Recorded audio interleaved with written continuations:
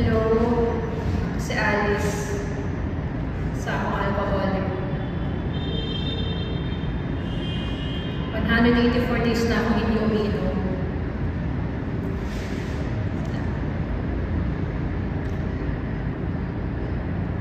Nasend ko din si Papa.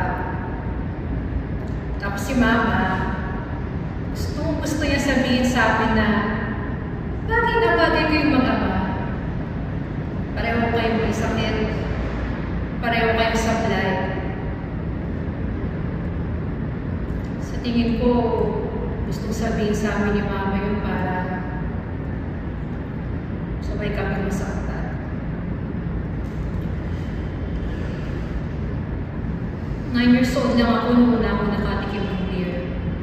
Sabi ko, mapait.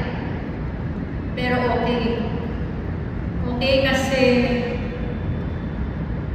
nawawala lahat ng nararamdaman ko. Lahat ng pait na nararamdaman ko sa loob.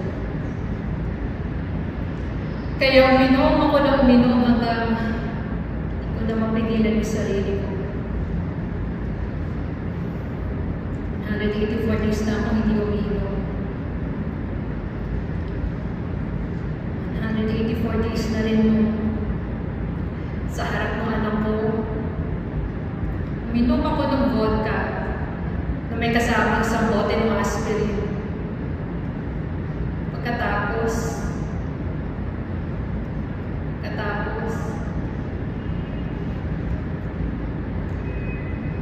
sinampak ko siya.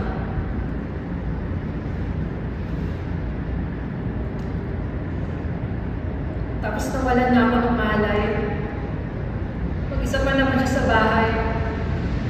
Nung nakita niya ako, siguro inisip niya, "Hindi na ba yung nanay ko? Hindi na ba yung nanay ko?" Pinanood din yung nanay niya na nasaktan siya. Uminom tapos nawalan ng malay.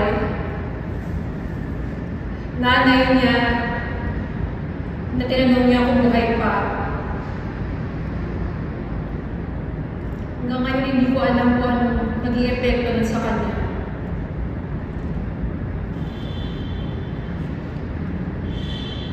Pero kailangan kong patawarin ang sarili ko, diba?